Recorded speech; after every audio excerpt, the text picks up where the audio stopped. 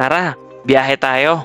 Pero dito lang sa malapit guys sa lugar na magaganda ang tanawin, kung saan maiengganyo kang kumain ng kumain at mamasyal dahil sa malamig na simoy ng hangin. Tara, biyahe tayo papunta sa paboritong puntahan ng nakararami for a quick weekend getaway. Let's go to Tagaytay. Para sa ating first stop, let's go to Lawa Cafe. So, ayan, pagdating natin dito, ito yung entrance na makikita natin guys. Nasa likod niyan yung, ayan, yung kainan, yung pwesto at yung viewing deck. Goods to guys para sa mga breakfast and for view. Ayan, sobrang ganda. At ito na nga pala yung kinain namin. At dahil busog na tayo, mamasyal naman tayo dito sa Picnic Grove. Ayan guys, pagpasok nyo dyan, ayan, may bayad yan. 50 pesos ang parking. Yan guys, malaki yung parking space nila so hindi kayo mauubusan dyan. Ayan, magbabayad na tayo sa entrance. Ito yung entrance nung Picnic Grove. Ayan. So pwede kayong mag-park dyan sa area na yan. Ang bayad nga pala dito guys ay 75 pesos for adult and walang bayad yung mga bata. Ayan guys, so makikita nyo, ito yung labas ng Picnic Grove. Ayan. So, ayan yung Ferris wheel. So, ito yung view deck sa second floor nung Picnic Grove. Ayan, second floor pa lang yan pero kita nyo na yung Taal Volcano. So, pagdating naman sa view deck, third floor, ito. Ayan, sobrang ganda. Pwede pa kayong mag-zipline, guys.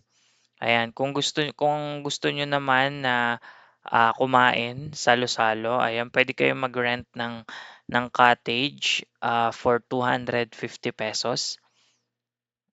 Ayan, libutin natin. Sobrang ganda. Para sa ating next stop, People's Park Palace in the Sky. Ayan, so may entrance fee rito na 100 pesos and may options kayo na lakarin mula sa baba hanggang sa pinakatuktok at may options din kayo guys na mag-jeep. Ayan, kung makikita nyo, magbabayad lang kayo ng 10 pesos kung ayaw nyo mapagod. Then, pagdating sa taas, ito yung pwede nyong puntahan. Yung iba't ibang view nung People's Park. Ayan, nagpicture muna kami dito at ayan, sobrang ganda nung view sa taas. Ayan, kitang-kita mo ang buong Cavite. Ayan, medyo foggy lang nung pumunta kami rito. Ayan, pero during summer days, ayan, hindi ganong ma-fog dito. Ayan guys, para sa ating next stop, syempre mawawala ba ang Sky Ranch Tagaytay. Ayan, so ito yung entrance ng Sky Ranch. Ang bayad dito ay 100 pesos para sa adult and libre ang mga bata below 1 year old. So ayan, nagpicture muna kami dito sa Sky Ranch sign. Then ayan, ito yung mga pasyalan. Enjoy na enjoy ang bata. Ayan. So ayan guys. Nandito tayo ngayon sa loob ng Sky Ranch. Ayan, kung makikita nyo, may iba't ibang mga rides. Ayan, yung taas ng Ferris wheel nila. Yo guys, nandito tayo sa express train. Ayan guys, nilibot natin yung Sky Ranch gamit yung express train para hindi tayo mapagod. Ayan, sobrang ganda dito. Then, ang Sky Ranch ay bukas kapag weekdays ng 10 a.m. to 10 p.m. while kapag naman weekends ay 8 a.m. to 10 p.m. Ayan, tara libutin muna natin tong Sky Ranch.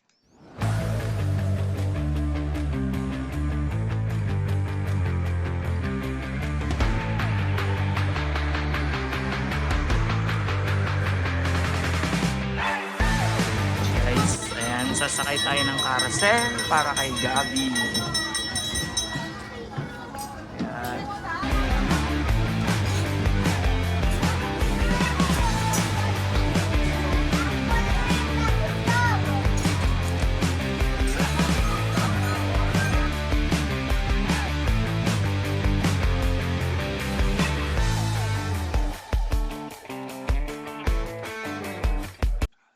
Ayan guys, dahil nagutom na tayo, next stop natin is Bulalo Point.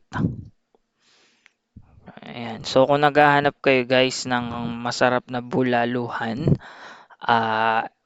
isa to sa mga mare-recommend ko sa inyo na bulaluan. Okay, ayan. Pagpasok nyo, ayan yung entrance nila.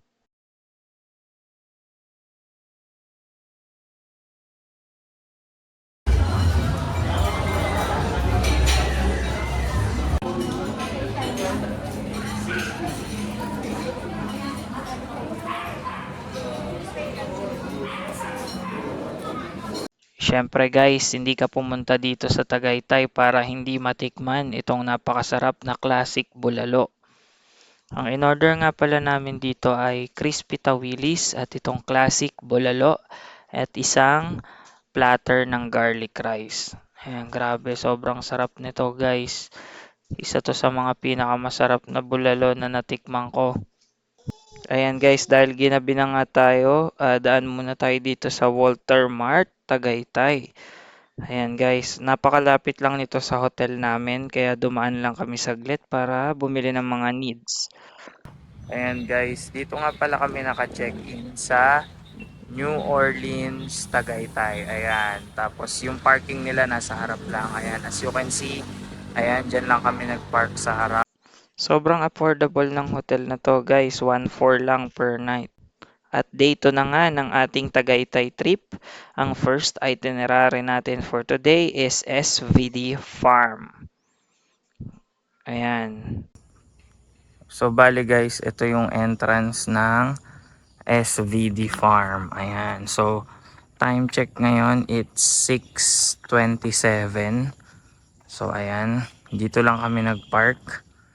Ayan, so wala kayong problema dito sa parking kasi sobrang daming slots. Ayan. So, bakit sobrang aga magbukas ng SBD ngayon?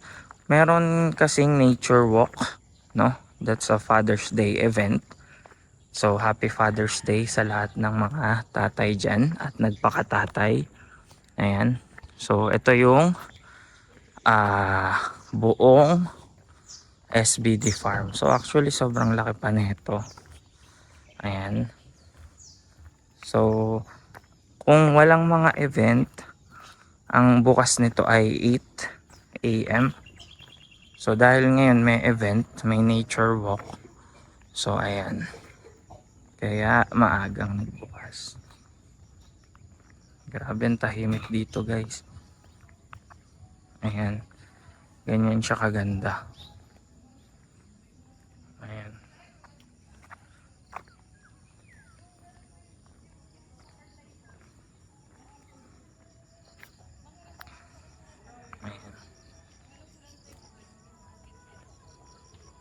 So, may bayad ba yung nature's walk nila? Yes, may bayad yun. 350 per head. So, ayan.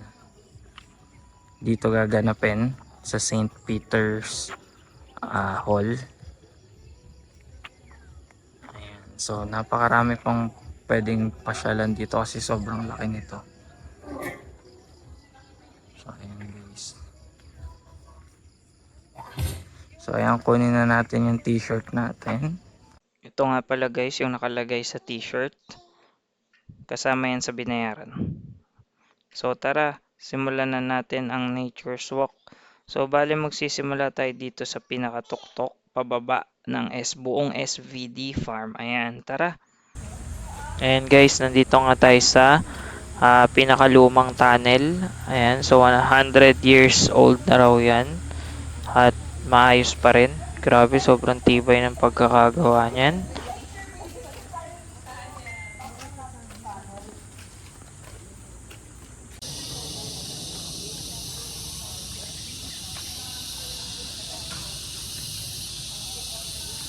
So guys, ang SVD Farm ay composed hindi lamang ng simbahan kundi meron din sila ditong seminary, meron din sila ditong school, and meron din silang retreat houses.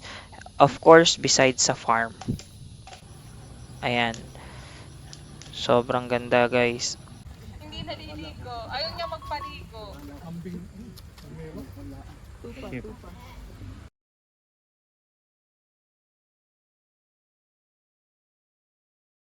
So bale, ito yung botanical garden. Ayan, explore natin guys. Ayan, so makakita tayo dito ng mga manok. Meron din sila ditong baboy ramo or wild boar. Meron ding mga duck, itik. Meron ding mga aso guys at sheep. So dito nila inaalagaan yung mga halaman.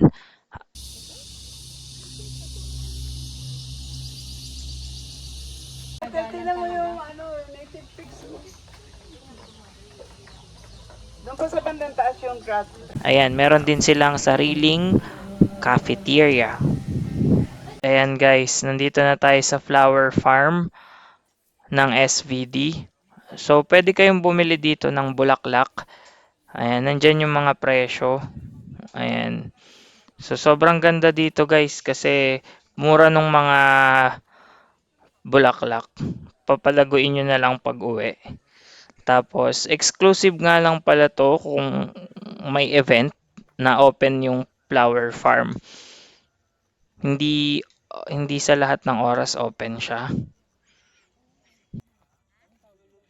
And dahil nakakapagod libutin yung buong SVD farm, dito tayo kakain sa mushroom burger.